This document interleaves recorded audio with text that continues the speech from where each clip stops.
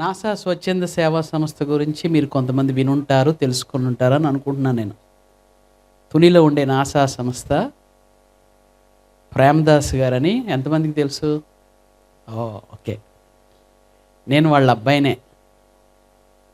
కాబట్టి మీకు ఎక్కువగా బయట నుంచి వచ్చిన ఇంటర్నేషనల్ స్పీకర్నేం కాదు నేను. లోకల్ కంగారు ఏం పడద్దు. పైగా ప్రసంగాలు చేయడం నాకు అస్సలు రాదు. మరి పాస్టర్ గారు ఎందుకు నన్ను ఎన్నుకున్నారో నాకు తెలియదు. చూడండి, నేను బైబిల్ కూడా తెచ్చుకోలే. ప్రసంగం అలాగని గొప్పగా చెప్పట్లా. నాకు ప్రసంగం చేయడం రాదు, కానీ నాకు మీతో మాట్లాడటం వచ్చు అంతే.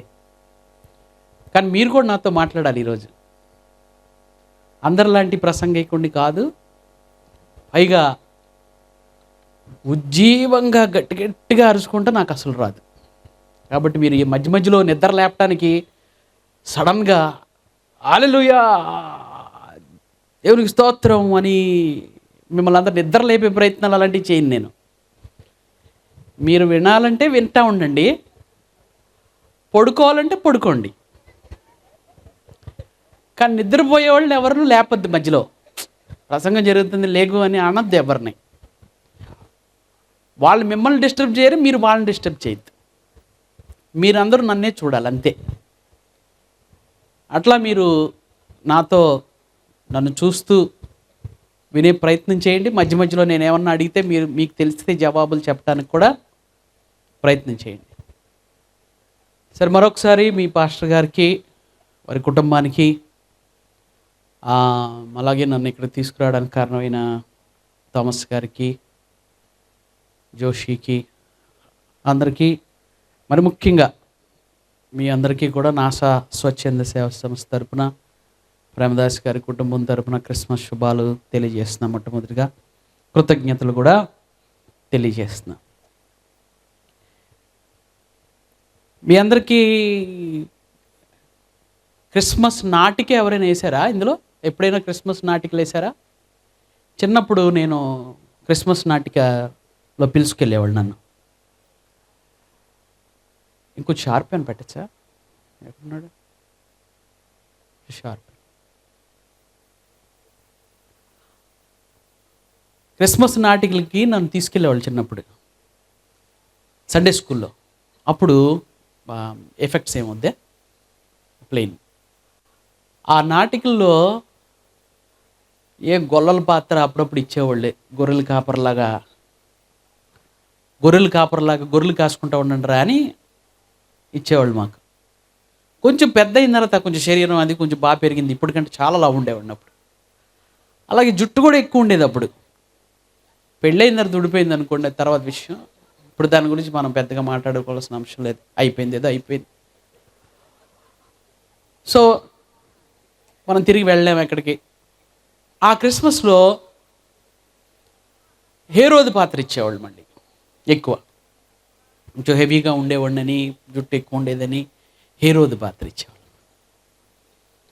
సో చిన్నప్పుడు ఈ పాత్రలన్నీ చేశాను, కానీ పెద్ద అయిన తర్వాత ఈ పాత్రల గురించి, కొన్ని ఆటల గురించి ఆలోచన చేయటం మొదలుపెట్టా. ఈరోజు ప్రసంగం ఏం లేదు మనకి.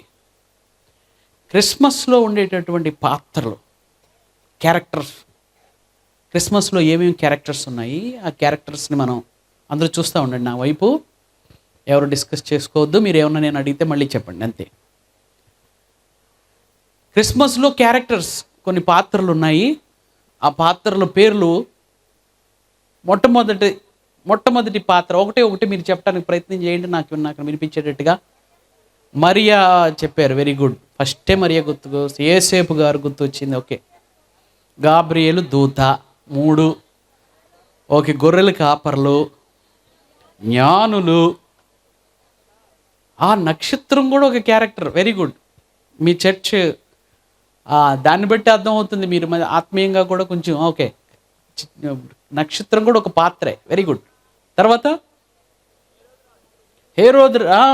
అసలు చాలామంది హేరోదు రాజు ఒక పాత్ర అనే విషయం పెద్దగా పట్టించుకోరు. ఓకే, హేరోదు రాజు కూడా ఒక పాత్రే. Okay, very good. ఇంకా అమ్మా గాబ్రియేలు దూత చెప్పారు. శాస్త్రులు ఉన్నారా, పరిశీలన శాస్త్రులు ఉన్నారా?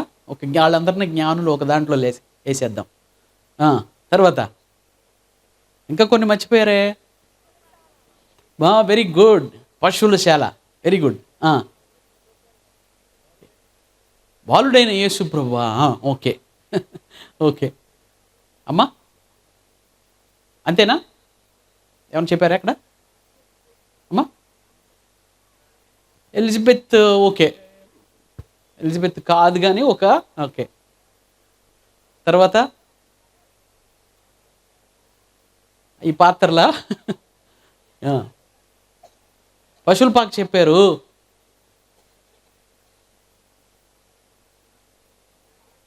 మరి మరియమ్మను మోసుకొచ్చినటువంటి గాడిద గురించి చెప్పలా కదా? వాళ్ళని తీసుకొచ్చారు కదా, ఒక గాడిద మీదే కదా తీసుకొచ్చారు. మీకు తెలియ అప్పట్లో గాడిదే రవాణా, కాబట్టి అది కూడా ఇంపార్టెంటే. తర్వాత last but not least,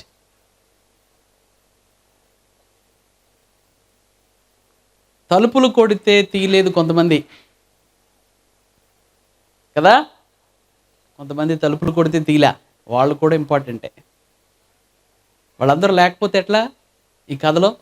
okay, మనకున్నటువంటి సమయంలో ఈ పాత్రలన్నిటిని, ఈ క్యారెక్టర్స్ అన్నిటి గురించి త్వరగా 5 నిమిషాల్లో ఇప్పుడు మీరు చెప్పిన అన్నిటి గురించి నేను వివరించే ప్రయత్నం చేస్తాను. అయితే నేను కథ చెప్పట్లేదు. నన్ను ఎఫెక్ట్స్ తీసావా?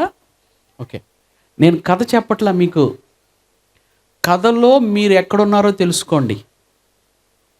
అర్థమవుతుందా? I am not giving you information. నేను మీకు సమాచారాన్ని అందించడానికి రాలేదు. కొన్ని వివరాలు తీసుకొచ్చి మీకు తెలియనివి నేను చెప్పడానికి రాలా. ఏ మెసేజ్ అయినా సరే అప్లికేషన్ లేకుండా అది వ్యర్థం. అప్లికేషన్ అంటే అది మీకు అనువాదించుకోకుండా ఉంటే అది వ్యర్థం. కాబట్టి ఇప్పుడు నేను చెప్తున్నటువంటి క్యారెక్టర్స్ అన్నిటిలో మీరు ఎక్కడున్నారనే విషయాన్ని, అంటే నేను మరియలాగా ఉన్నానా, యోసేపులాగా ఉన్నానా, హేరోదులాగా ఉన్నానా, గొర్రెల కాపరిలాగా ఉన్నానా, పశువుల పాకలాగా ఉన్నానా, ఎక్కడ నువ్వు ఉన్నావో నీ స్వభావం అందులో ఎక్కడ ఫిట్ అవుతుందో చూసుకోవడానికి ప్రయత్నించేయి. అందరూ వింటున్నారు నా వైపు? ఓకే, మొట్టమొదటిది మరియ గురించి లాస్ట్లో చెప్తాను, కంగారు పడద్దు. గాబ్రియేల్ దేవదూత, లేకపోతే దేవదూతలు అనే, అసలు దేవదూతలు ఎంత సైజు ఉంటాయో మీకు తెలుసా? దేవదూతలు అంటే పరలోకంలో ఉన్న అతి చిన్న దేవదూత యొక్క సైజు ఎంత ఉంటుందో మీకు తెలుసా? మీ దేవదూతలు అంటే ఏమనుకుంటున్నారు? ఎట్లా ఉంటాయని అనుకుంటున్నారు దేవదూతలు అంటే? అసలు దేవదూతలు మగవాళ్ళ, ఆడవాళ్ళ? బైబిల్ ప్రకారం హీ మగవాళ్ళే, అంటే మ్యాస్క్యులిన్గా దాన్ని పిలువబడ్డారు. మనం నాటకాలు వేసేటప్పుడు స్త్రీలు వేస్తూ ఉంటారు 2 పెట్టుకొని, ఓకే పర్వాలేదు. కానీ దేవదూత, నాన్న ఇంకా ఎఫెక్ట్స్ వస్తున్నాయా? పెట్టావా? రీసేవ్ వస్తుందా? ఓకే రైట్, మర్చిపోతానులే నేను, సారీ. ఈ దేవదూత హెజ్కేల్ గ్రంథంలో ఒక దేవదూత గురించి రాసి ఉంటుంది. భూమి మీద నుంచి అంటే వాళ్ళ స్పీడ్ అంటే భూమి చివరికి వెళ్ళిపోతారు, అంత స్పీడ్ అంటే ఆ చివరికి వెళ్ళిపోతారు. భూమి అంటే ఎంత ఉంది? చిన్నదా? కొన్ని లక్షల కిలోమీటర్లు. అంత స్పీడ్గా ప్రయాణిస్తారు వాళ్ళు దేవదూతలు, వారి స్పీడ్. అందులో రాయబడి ఉంది శరీరం నిండా కళ్ళు ఉన్నాయని రాయబడి ఉంది అక్కడ. కానీ గాబ్రియేల్ దూతకు అలా ఉండుండకపోవచ్చు. కానీ ఒక దేవదూత యొక్క శక్తి ఏంటంటే, సైజు కానీ శక్తి కానీ ఏంటంటే, కనీసం 70,000 మందిని ఒకేసారి సింగిల్ హ్యాండెడ్గా చంపగలిగిన శక్తి. బైబిల్లోనే ఉంది అది కూడా. ఒక దేవదూత యొక్క శక్తి అది. అలాంటి ఒక దేవదూత మరియ దగ్గరకు వచ్చి ప్రత్యక్షమయ్యాడు. దేవదూతలు నిత్య నిత్యము దేవుని సన్నిధిలో ఉండేవాళ్ళు. ఇప్పుడు మా అమ్మాయి డాక్టర్ చదువుతుంది. సో నేను ఇల్లు వదిలి తీసుకెళ్ళి అక్కడ దింపేటప్పటికి వారం రోజుల్లో పారిపోయి వచ్చింది మా అమ్మాయి. అట్లా ఒక 3 సంవత్సరాలు వస్తా పోతా అన్నీ జరుగుతూ ఉన్నాయి. ఇప్పుడు కొంచెం అడ్జస్ట్ అయింది అక్కడ. ఇప్పటికీ 3 సంవత్సరాల తర్వాత అయినా కూడా ఏదో ఒకలాగా నెలకు వచ్చేస్తూ ఉంటుంది. ఎందుకు ఈ ఉదాహరణ చెప్తున్నానంటే, ఒక ప్రదేశం మనకి పూర్తిగా అలవాటు అయిపోయిన తర్వాత, చిన్నప్పటి నుంచి ఒక ప్రదేశం మనకు అలవాటు అయిపోయిన తర్వాత, ఆ ప్రదేశాన్ని విడిచి ఇంకొక ప్రదేశంలో ఎక్కువసేపు మనం ఉండలేము. అంతేకాదు, ఒక్క రాత్రి అమ్మమ్మ వాళ్ళ ఇంటిలో పడుకోమ్మా, నానమ్మ వాళ్ళ ఇంట్లో పడుకోమ్మంటే కూడా పడుకోరండి.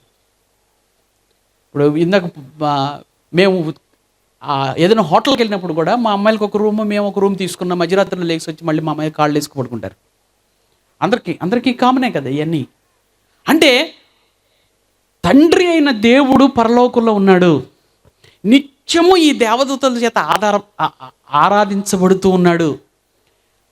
సడన్గా దేవుడు నువ్వు వెళ్ళి మరియ దగ్గరికి వెళ్ళి ఈ విషయం చెప్పిరా అని అనగానే, దేవదూత అంటే నా దృష్టిలో, అమ్మో ఇప్పుడు భూమి మీదకి వెళ్ళాలా,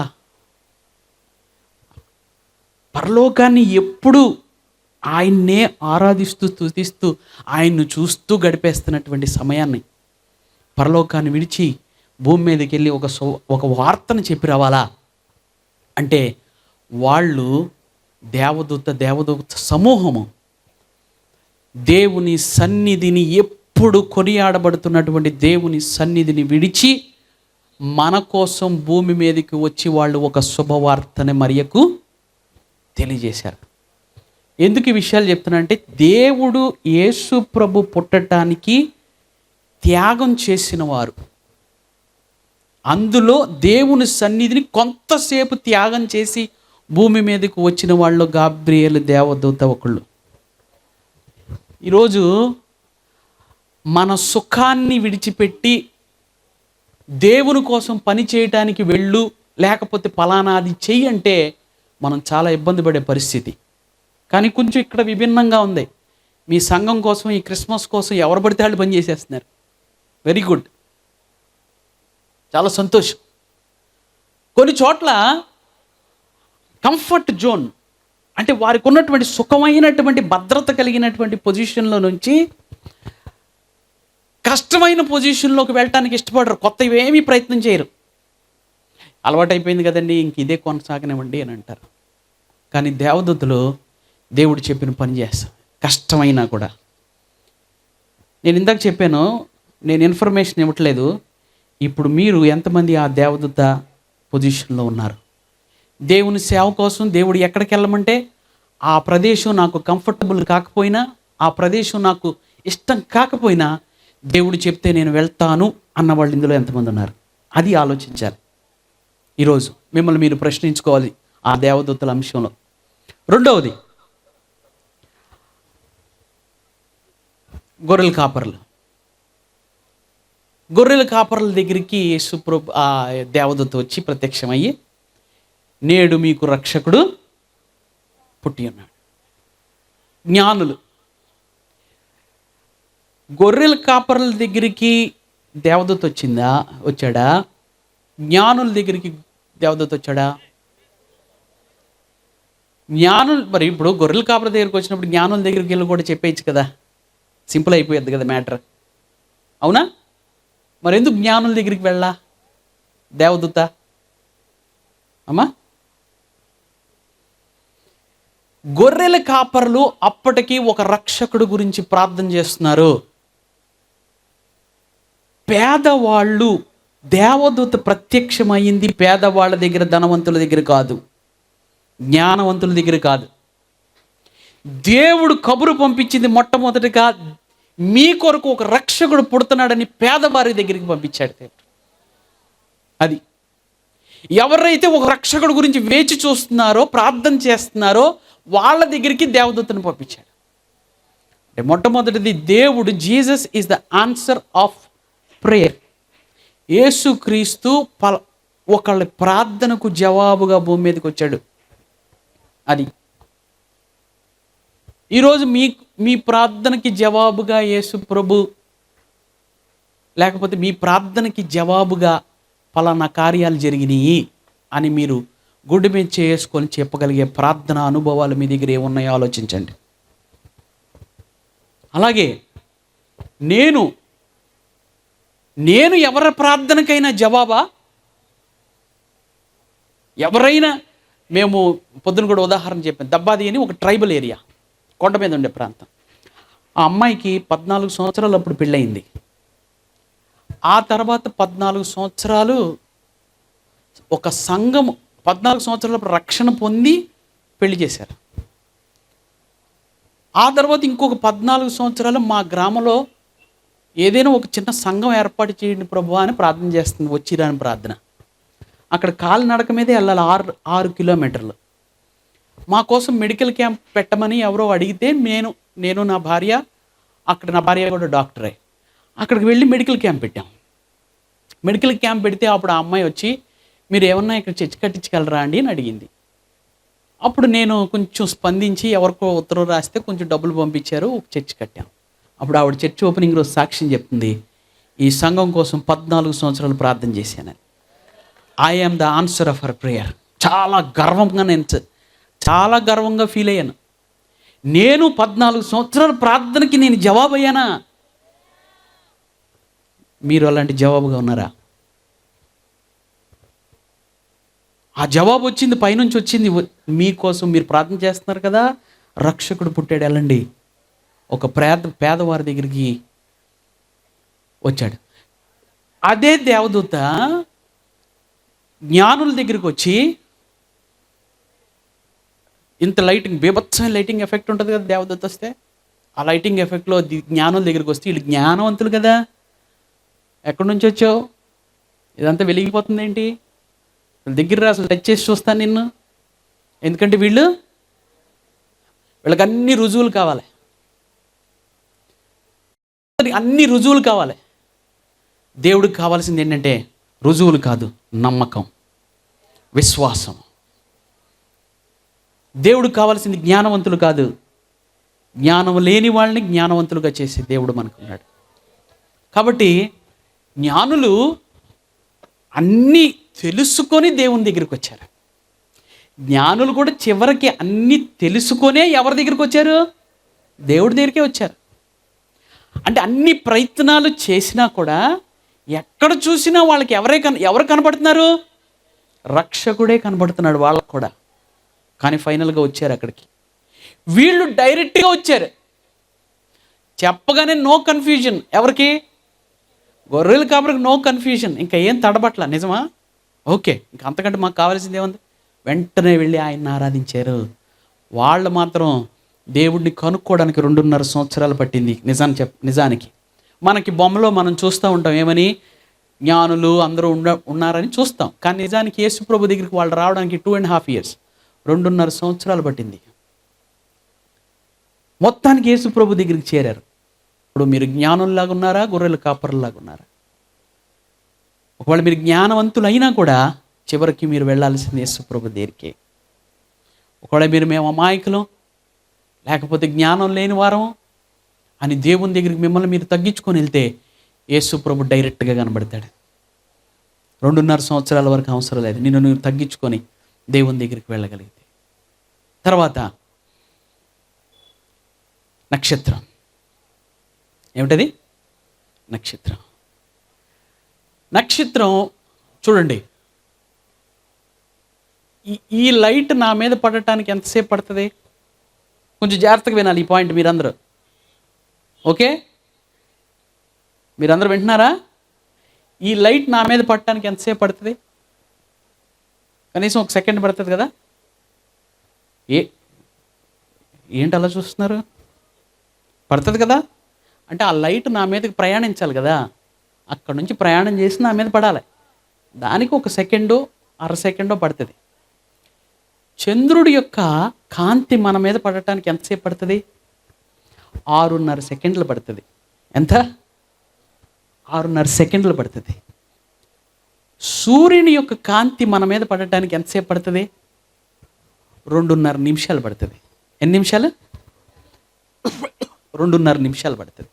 అంటే ఇప్పుడు నేను అనుభవిస్తున్నటువంటి, నా మీద మీరు చూస్తున్నటువంటి వెలుగు ఇప్పటిది కాదు, 1 సెకండ్ క్రితంది.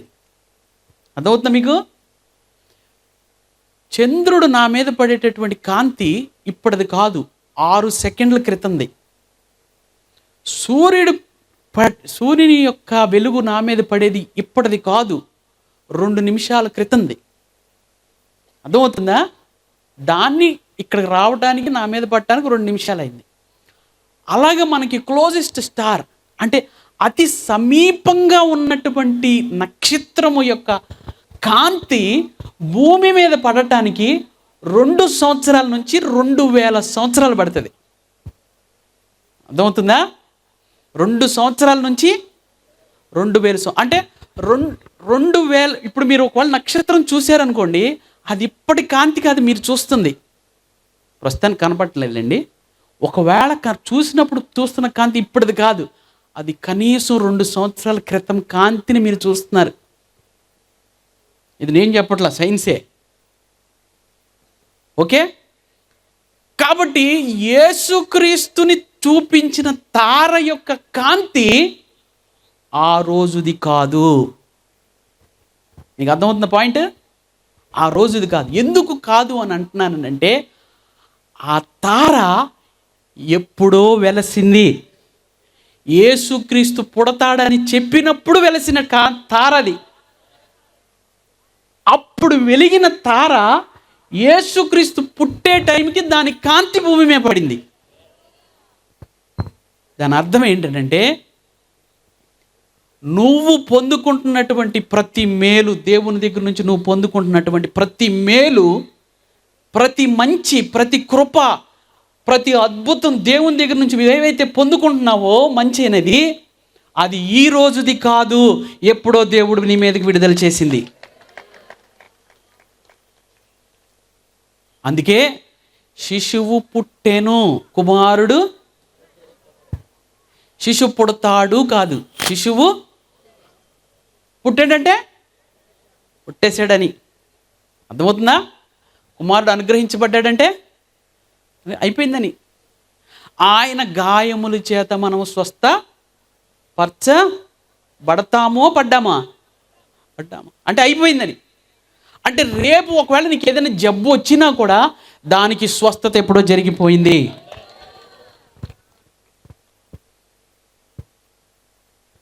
కాబట్టి ఆ తార ఎప్పుడో వెలిగింది. యేసు ప్రభు ఆ భూమి తిరుగుతూ ఆ తార ఆ టైంకి అన్నీ సెట్ అయ్యి యేసుక్రీస్తుని చూపించింది. ఈరోజు నువ్వు యేసుక్రీస్తుని చూపించడానికి ఎప్పుడో వెలిగించబడ్డావు, ఈరోజు కాదు. కానీ యేసుక్రీస్తు వైపు చూపించగలుగుతున్నావా? అంతకుముందు బాగానే విన్నారే కొత్త స్టోరీ, ఇప్పుడు మాట్లాడట్లేదు ఎవరు? యేసుక్రీస్తు వైపు చూపిస్తున్నారా మీ వెలుగు? ఎప్పుడో వెలిగించబడ్డారు మీరు, ఎప్పుడో వెలిగించబడ్డారు, ఎప్పుడో పిలువబడ్డారు, ఎప్పుడో రక్షణ పొందారు. ఎందుకు అంటే దేవుని తెలియని వారిని ఆ వెలుగులోనికి దేవుణ్ణి చూపించడానికి. మీరు ఈరోజు అంటే ఏ పాత్రలో ఉండాలి, మీరు ఏ పాత్రలో ఉన్నారు అని నేను అడుగుతున్నప్పుడు, మీరు తార పాత్రలో ఉన్నారా అని చెప్పగలిగిన వాళ్ళు ఎంతమంది? అవును, నేను వెలుగుతున్నాను, వెలిగించబడతాను, నా వెలుగుని యేసు ప్రభు వైపు చూపించగలుగుతున్నాను అనే నమ్మకం, విశ్వాసంతో ఈరోజు మీరు చెప్పగలుగుతున్నారా? తర్వాత పశువుల పాక ఏమిటది? యేసుప్రభు రాజుగా పుట్టాడు, ఆయన రాజు, పరలోకం నుంచి దిగి వచ్చిన దేవుడు పశువుల పాకలో ఎందుకు పుట్టాడు? ఈరోజు ఎంత గొప్ప వాళ్ళ ఇంట్లో ముందైనా కూడా క్రిస్మస్ సీజన్లో పశువుల పాక లేనిదే క్రిస్మసే లేదు. అంటే విలువ పశువుల పాకకుందా, ఆ గొప్ప ఇంటికి ఉందా? ఎందుకనంటే అందులో యేసు ప్రభు పుట్టడం వల్ల. ఈరోజు లక్షల రూపాయలు పెట్టి ఇంతంత పశువుల పాకలు కొనుక్కుంటున్నారు, లక్షల రూపాయలు పెట్టి. ఆ పశువుల పాకలు తీసుకొని వాళ్ళ ఇండ్లలో రూముల్లో పెట్టుకుంటారు. ఇల్లు ఖరీదేమో కోట్ల రూపాయలు. 1,00,000 రూపాయలు పశువుల పాక తీసుకెళ్ళి ఇంట్లో పెట్టుకుంటున్నారు. ఎందుకంటే ఆ పశువుల పాకలో యేసు ప్రభు ఉన్నాడు కాబట్టి విలువ. యేసు ప్రభు ఎక్కడ పుడితే అక్కడ విలువ. అది పశువుల పాకైనా, గొప్ప ఇల్లైనా, నీ ఇల్లైనా, నా ఇల్లైనా, యేసు ప్రభు పుట్టిన చోట విలువ. యేసు ప్రభు పుట్టిన చోట దాని అడ్రస్సే మారిపోద్ది, దాని పేరే మారిపోద్ది. ఈరోజు పశువుల పాక అనగానే క్రిస్మస్సే గుర్తుకు రావాలి. ఈరోజు మీ ఇంట్లో యేసు ప్రభు, మీ ఇంట్లో ఏ సాక్ష్యం కలిగి ఉన్నారు మీరు? అంటే మీ ఇల్లు చూడగానే ఏం గుర్తుకొస్తుంది? నిన్ను చూడగానే ఏం గుర్తుకొస్తుంది? మీ విలువ మారిందా? యేసు ప్రభు మీ జీవితాల్లోకి రావటం వల్ల మీ విలువ మారిందా? ఇదివరకు ఇలా ఉండేది, ఇప్పుడు ఇలా ఉన్నాడు, ఇలా ఉండేది, ఇలా ఉన్నది. మీరు వెళ్ళే ప్రదేశాల్లో, ఉద్యోగాలు చేసే చోట, పనులు చేసే చోట, కూలీలు చేసే చోట, ఏ పనులు చేసినా కూడా వాళ్ళల్లో యేసు ప్రభు ఉన్నాడని నీ విలువ మారిందా? లేకపోతే నేను ఇంకా అలాగే చూస్తున్నారా?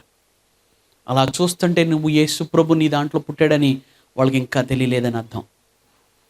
కాబట్టి నీకు విలువ రావాలంటే యేసు ప్రభు నీ దగ్గర పుట్టాలి.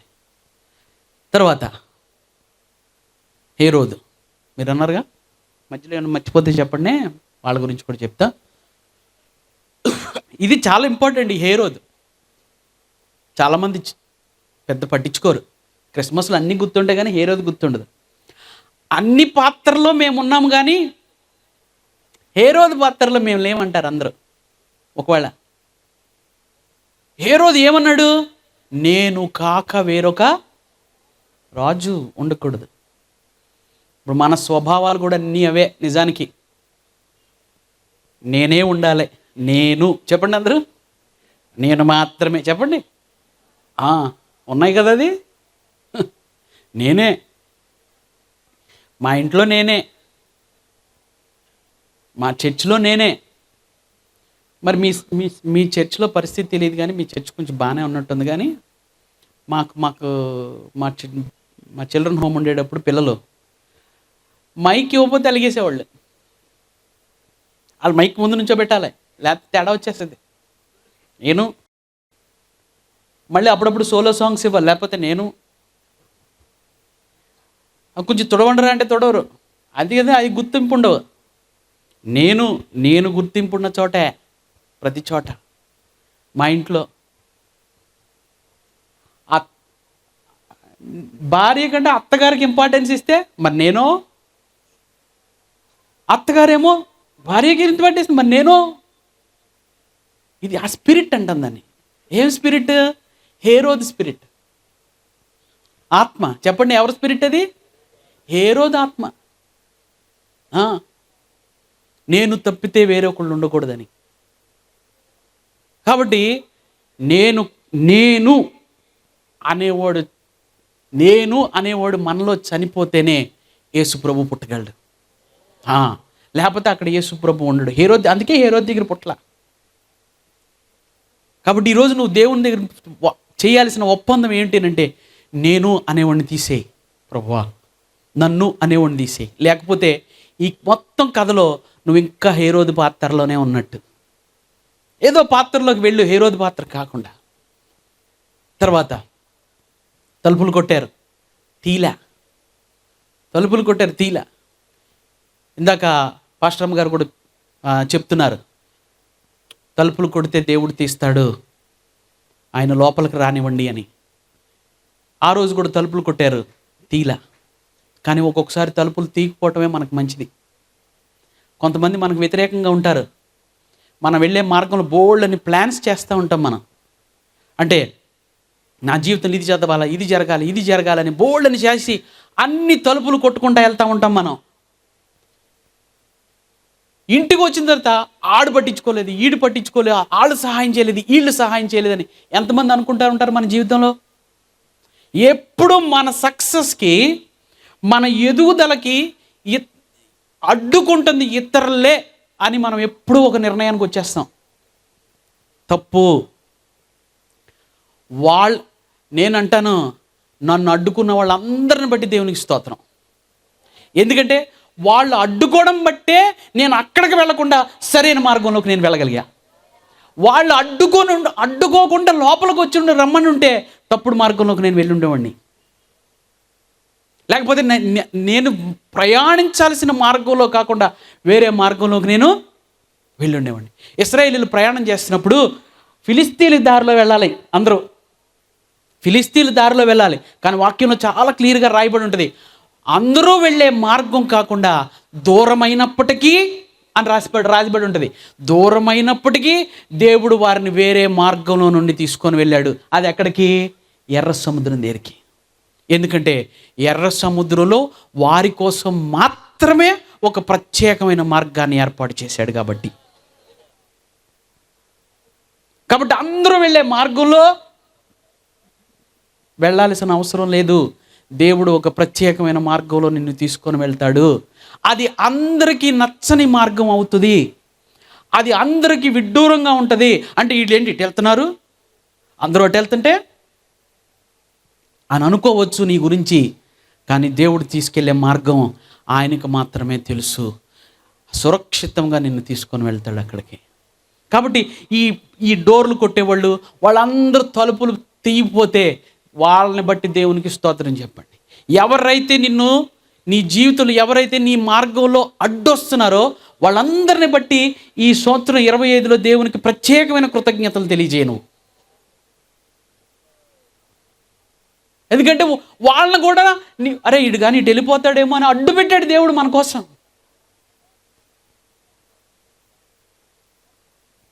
ఆఖరికి ముగించేనా? మరియా గురించి కావాలా? మరి మరియా మోసిన గాడిద గురించో తీసుకొచ్చారు కదా. నేను ఒక యూట్యూబ్లో నేను చూశాను. ఆ గాడిద గురించి ఒక చిన్న స్టోరీ రాశాడు. ఏంటంటే ఆ గాడిదనంట ఒక వానర్ గారు చితక కొడుతున్నాడంట. ఆ గాడిద చాలా బాధపడుతుందంట. ఈ గాడిద అంటే నాకు అసలు ఇష్టం, మిగతా గాడిదలు అన్నింటిని బాగానే చూస్తున్నాడు, ఈ గాడిద అంటే నాకు అసలు ఇష్టం లేదు.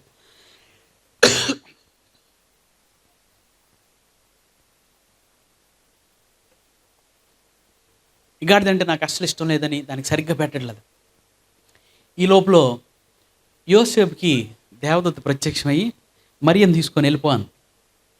అప్పుడు గాడిద కోసం యోసేపు వచ్చి ఏదైతే ఇష్టం లేని గాడిద గురించి ఒక వానర్ ఉన్నాడో ఆ వానర్ దగ్గరికి వెళ్ళి ఒక గాడిద ఇమ్మంటే ఆ గాడిద అంటే నాకు ఇష్టం లేదు, దాన్నే తీసుకుపో అన్నాడు. ఆ గాడిదని తీసుకొని వెళ్ళి మరియను కూర్చోబెట్టుకొని పశువుల పాక దాకా మోసుకొని వెళ్ళింది. ఏదో స్టోరీ క్రియేట్ చేశారు, కానీ నాకు చాలా నచ్చింది. నిజమే కదా, మనం కూడా చాలాసార్లు దేనికి ఉపయోగపడని వారం, గాడిది, కుక్క చాలా పేర్లు పెట్టి పిలిచిన సందర్భాలు మన మీద ఉన్నాయి. కానీ ఒక్కసారి దాని మీద దేవుడు యేసు ప్రభు ఎక్కితే దాని విలువే మారిపోతుంది.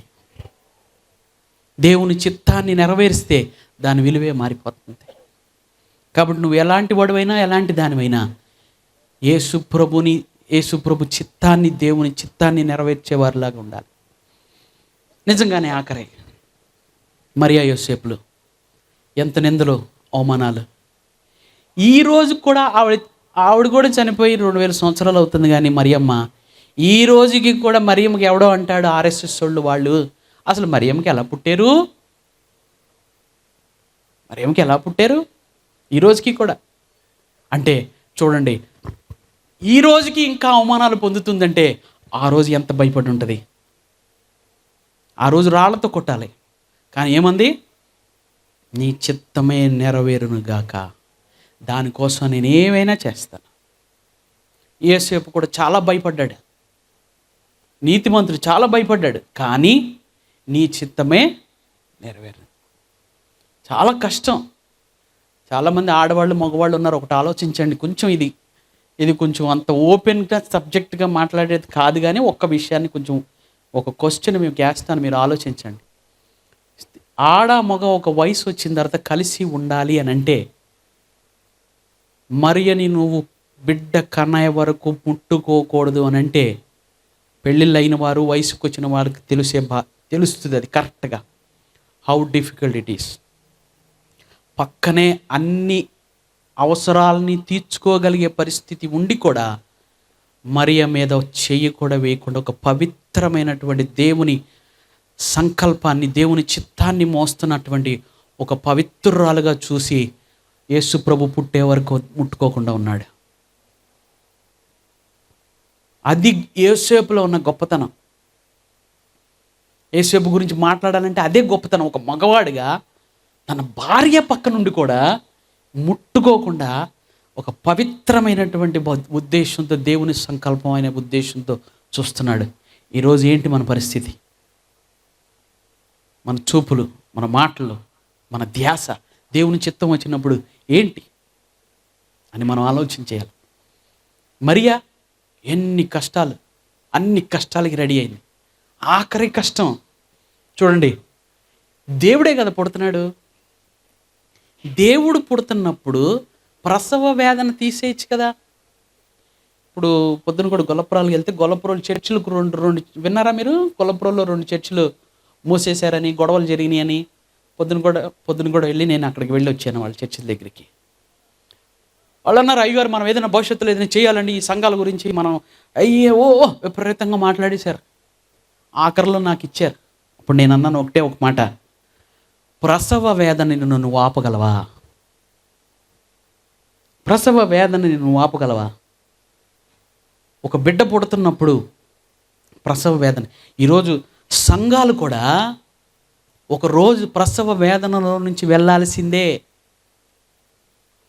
ప్రతి ఒక్కళ్ళు ఆ బాధని, యేసుక్రీస్తు గురించి నిలబడతావా నిలబడవా, పేక మీద కత్తి పెట్టినటువంటి పరిస్థితులు, కొట్టే పరిస్థితులు, తరమే పరిస్థితులు, యేసుక్రీస్తు గురించి నిలబడతావా నిలబడవా అనేటటువంటి ప్రతి పరిస్థితులు మరియకి ఎలాగొచ్చిందో మైకు మాకు అందరికీ కూడా వస్తాయి.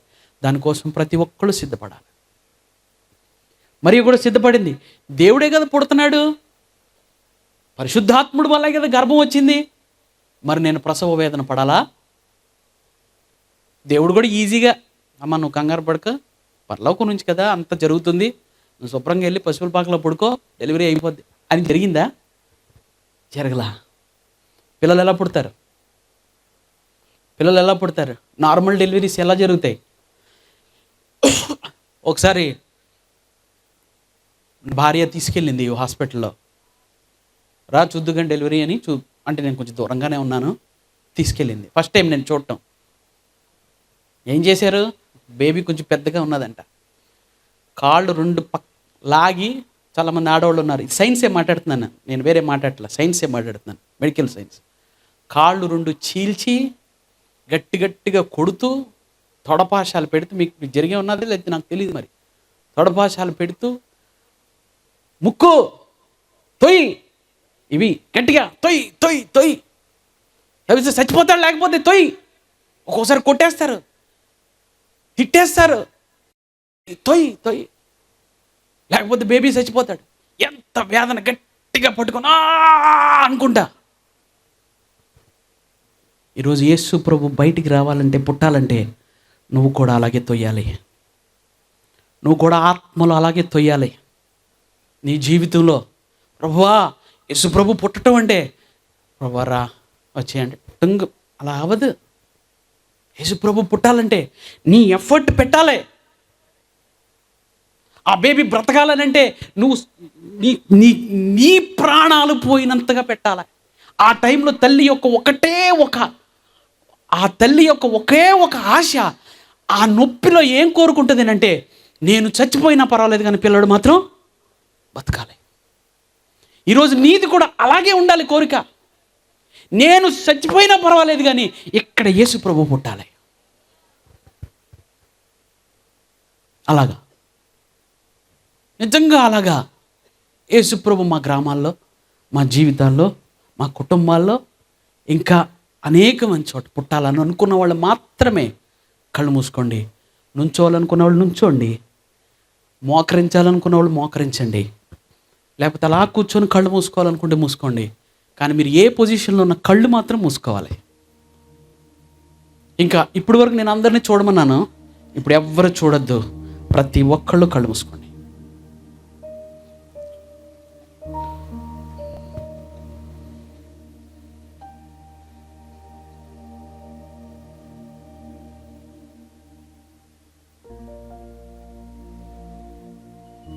ఒక 2 నిమిషాలు మీరు ఆలోచన చేయండి. ఇన్ని పాత్రలు మీరు విన్నారు, చూశారు. ఏ పాత్రలో మీరున్నారు?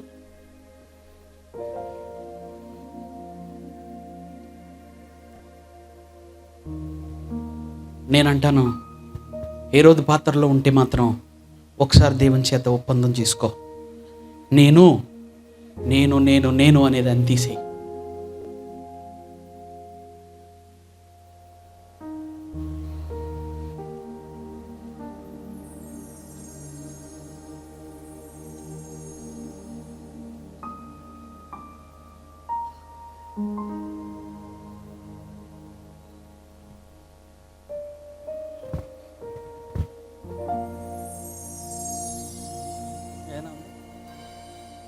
ఏదైనా సాంగ్ వచ్చిందా మైండ్?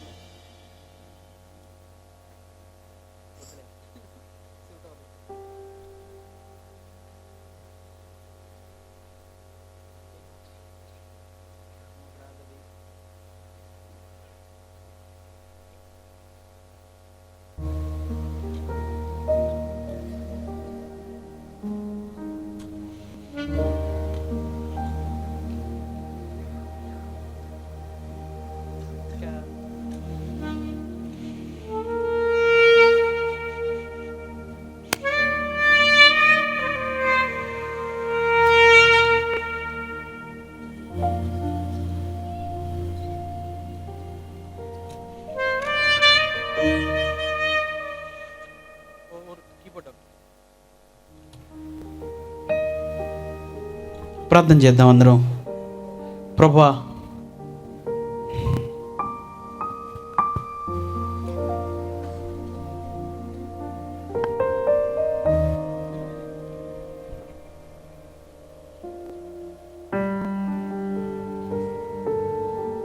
సింగిల్ చోకు రిమ్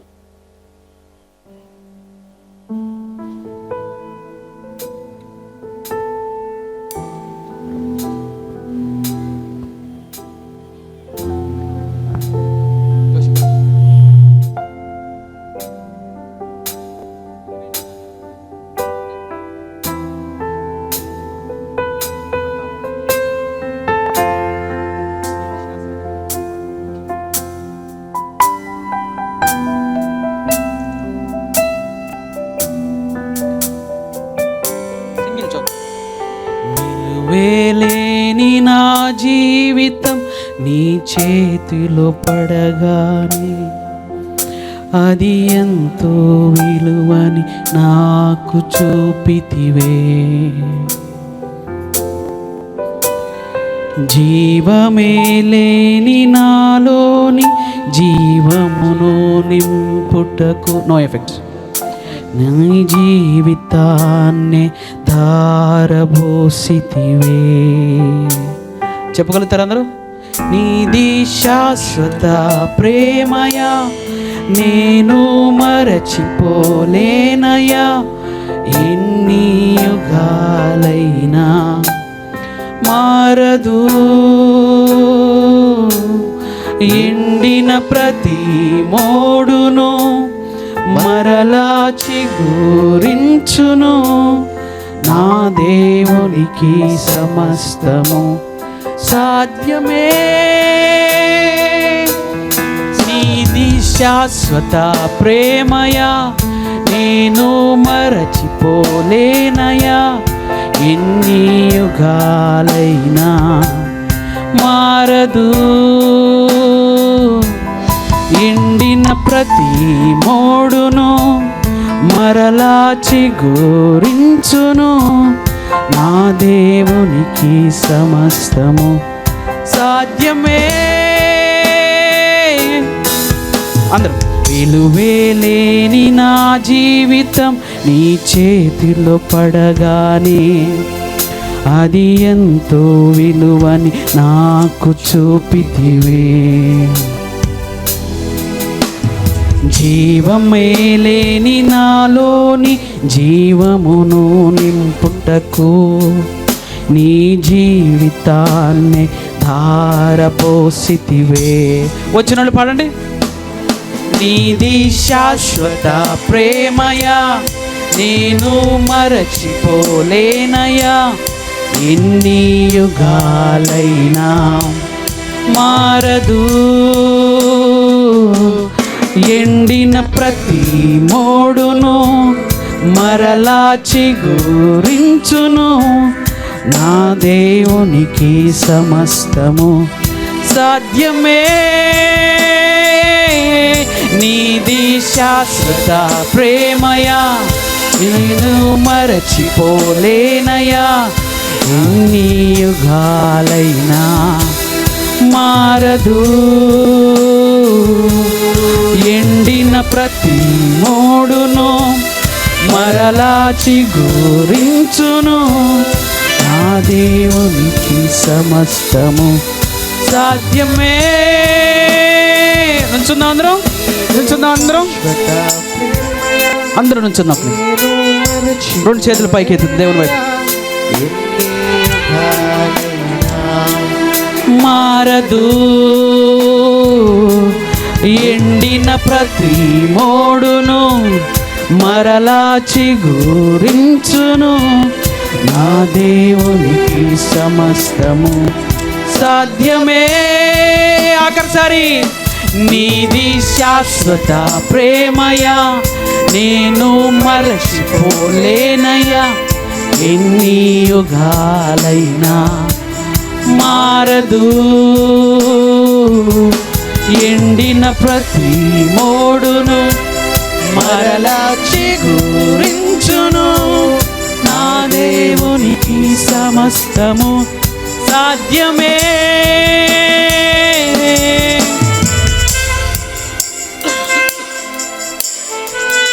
దేవా, మంచి సాయంకాల సమయాన్ని బట్టి మీకు కీబోర్డు